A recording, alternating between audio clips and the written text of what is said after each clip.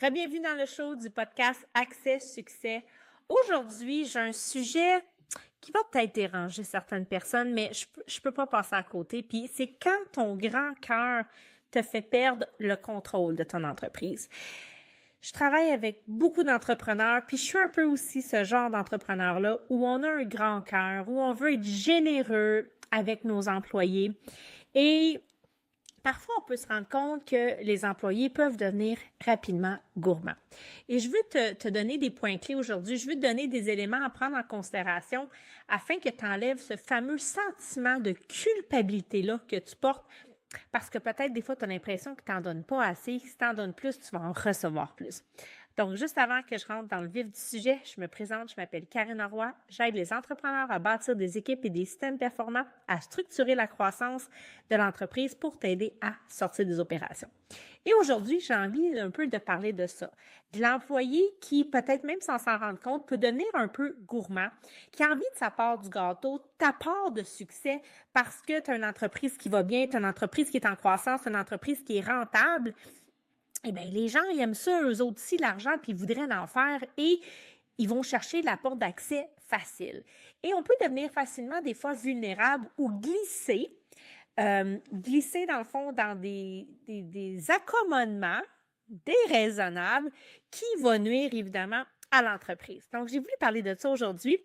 Et souvent, la principale raison, c'est qu'on a des bons employés et dans un contexte actuellement où la main-d'œuvre qualifiée, compétente, les bons profils se font plus rares, bien, on a peur. OK? La peur est toujours derrière ça. On a peur de perdre des bonnes personnes. Et là, je m'excuse l'expression, on va quasiment tomber dans de la prostitution pour ne pas perdre les bons employés. Et on fait complètement fausse route quand on fait ça. Mais c'est un réflexe, c'est une réaction qui est humaine, OK?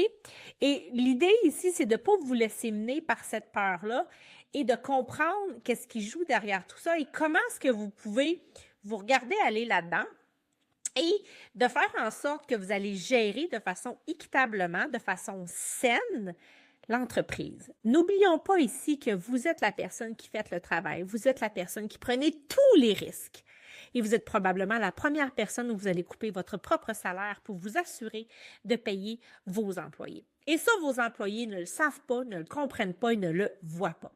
Alors, c'est un petit peu ce que je veux vous partager. Donc, aujourd'hui, je vais vous aider. On va regarder ensemble la peur de perdre l'employé qui est souvent plus coûteuse que de perdre vraiment. Donc, c'est important.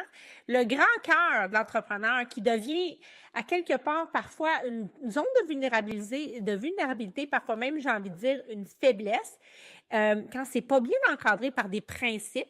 Et aussi, de faire attention à l'employé qui aime ça des fois se mettre la main dans le plat de bonbons parce que c'est de l'argent facile et là, on peut aller large dans les bonis qu'on donne. On peut vraiment aller de différentes façons.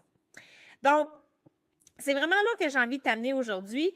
Et je vais donner un exemple très concret. Tu as un employé qui rentre dans ton bureau, qui vient te voir, puis qui dit qu'il veut une augmentation, un boni, un avantage. Et toi, tu l'écoutes parce que, tu sais, c'est ça ta job, c'est de l'écouter. Puis avec ton grand cœur, en sachant très bien que la demande n'est pas tout à fait justifiée ou que ben, c'est pas tout le monde qui aurait ce même traitement de faveur-là. Ça te rend inconfortable, mais des fois, on n'ose pas dire non. Donc, on peut avoir peur aussi parce que cette personne-là est toujours là, elle travaille bien, elle s'investit. Puis surtout, on a peur qu'il parte. Donc, on finit par dire oui. Et là, c'est jusqu'où on va dans ce « je dis oui à tout ça ». Donc, pose la question directement. Est-ce que tu gères ton entreprise ou est-ce que tu la subis? Et à un moment, la ligne elle devient vraiment fine et on peut facilement glisser dans l'écart. Et c'est là que je veux vous amener aujourd'hui. Donc, le marché de l'emploi, encore une fois, il a créé un pouvoir inversé. Et ça, les employés le savent. Les bons employés, les employés vaillants, les employés qui amènent de la valeur le savent. Et c'est un petit peu leur carte de visite où ils vont vous dire ben si je m'en vais, tu vas être dans la merde. Si je m'en vais, tu ne seras pas capable de me remplacer. Si je m'en vais, tu ne trouveras pas personne qui va être à ma hauteur. Et là, on glisse dans la peur. Et pas plus tard qu'hier, j'ai eu cette conversation-là avec des entrepreneurs qui venaient de racheter une entreprise et où ils se sentaient comme pris à la gorge, mais qui subissent l'enfer Et c'est une libération, en fait, si cette personne-là quitte. Honnêtement, ça serait merveilleux. Il n'y aura même pas besoin de la mettre dehors. Donc, tu sais, des fois, on embarque là-dedans puis on se fait embarquer dans un tourbillon.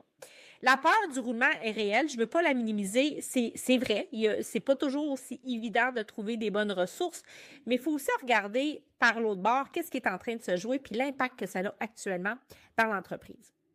Donc, les entrepreneurs, ce qu'ils font, c'est qu'ils vont vraiment négocier leur propre dignité pour garder du monde que ça ne vaut pas toujours la peine. Et je suis sincèrement désolée pour ce que je vais dire, mais il n'y a personne d'irremplaçable, malheureusement.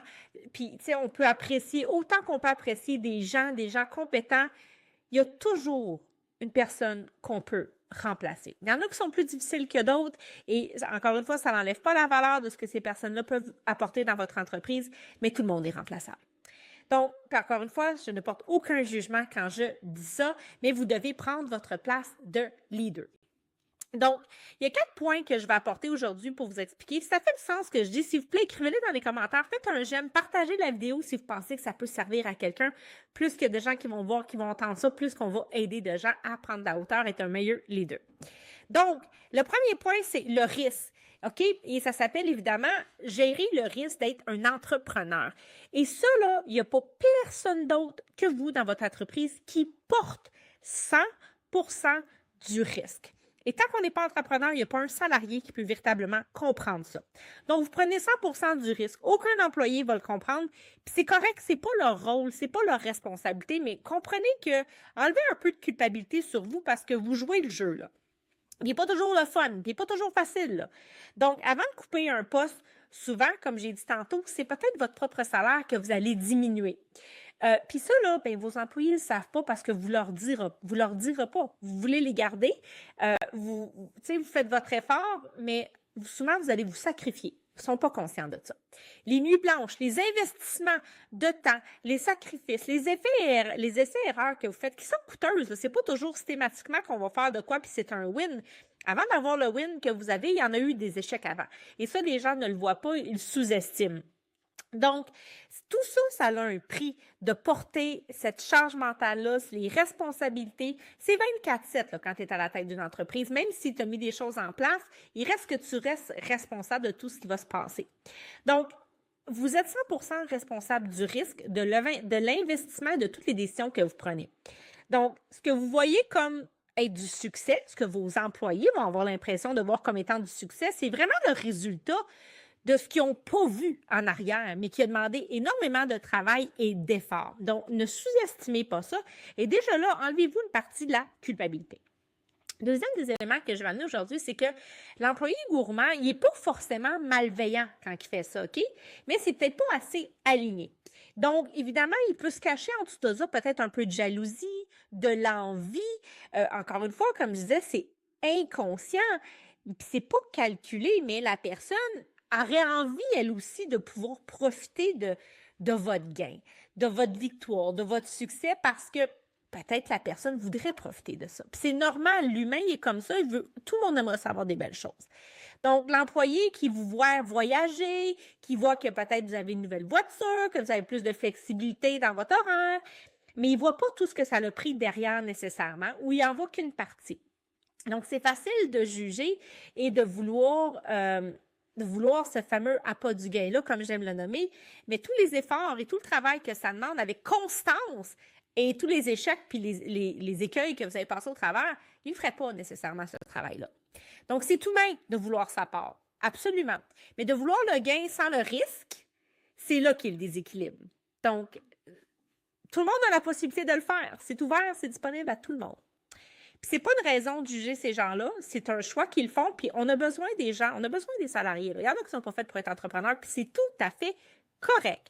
Mais c'est par contre une raison de clarifier un peu, puis de remettre les pendules à l'heure au sein des gens qui travaillent pour vous, puis qui veulent des fois, parfois, qui veulent avoir accès à tout ça. OK? Donc, ils veulent le résultat, alors il faut qu'ils doivent, par eux-mêmes, faire leur bout de chemin là-dedans, de leur côté et porter ce que vous avez porté pour arriver là, et c'est sans jugement. Maintenant, l'autre chose qu'on veut regarder, puis je l'entends tellement souvent, c'est la culpabilité que l'entrepreneur porte.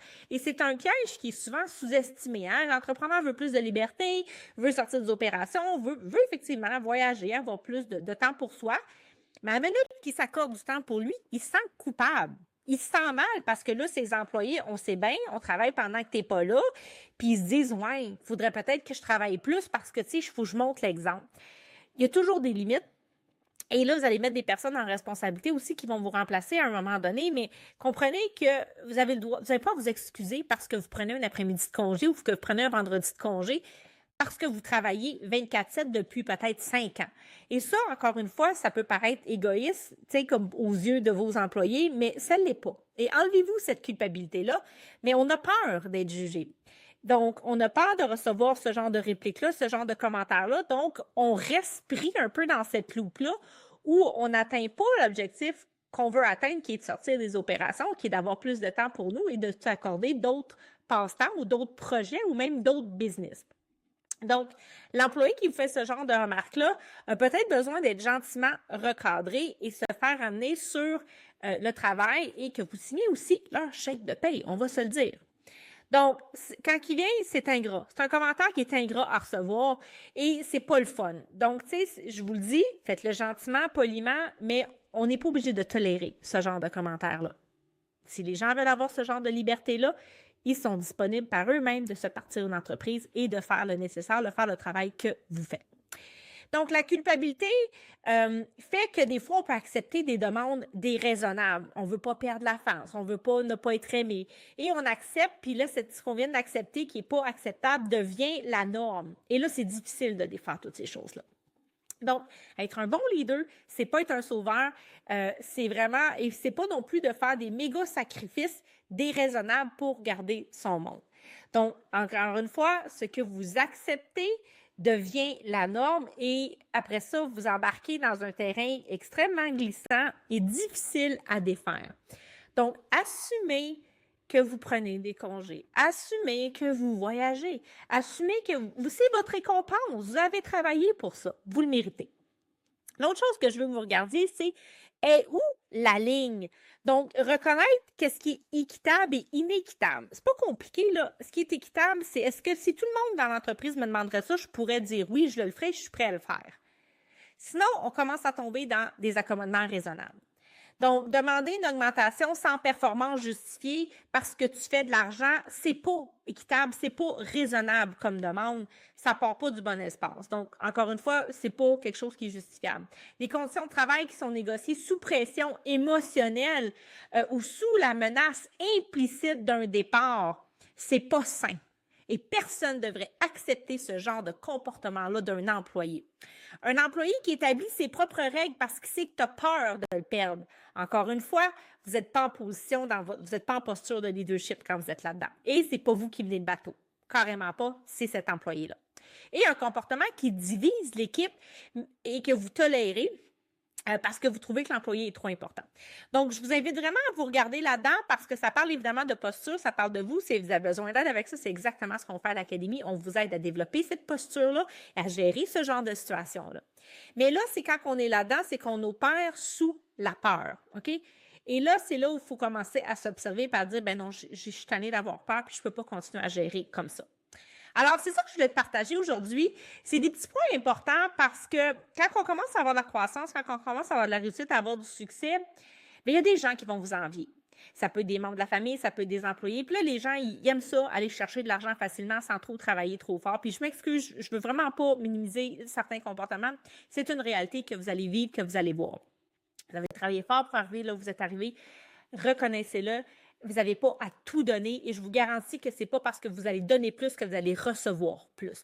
Alors, c'est important de se choisir, c'est important de mettre ses limites, c'est important de rester équitable et ce qui est raisonnable. Donc, des bonis, de dire que je vais donner mon rendement, mon profit réparti sur tant de personnes dans l'équipe, ça n'a aucun sens, à moins que ces gens-là soient des actionnaires, des propriétaires avec vous. Regardez vos comportements. regardez de quel espace ça part. Et si jamais vous avez besoin d'aide avec ça, vous voulez travailler cet aspect-là parce que c'est vraiment ce qui nous rend unique à l'Académie, c'est qu'on travaille vos fondations personnelles tout en travaillant aussi votre posture, votre leadership et en fait tout ce que vous mettez en place dans votre entreprise. Alors tout ce que vous avez à faire, c'est de prendre un appel avec nous et on va regarder comment est-ce qu'on peut vous soutenir là-dedans. Alors encore une fois, je vous dis merci d'avoir été là et on se retrouve la semaine prochaine pour un nouvel épisode.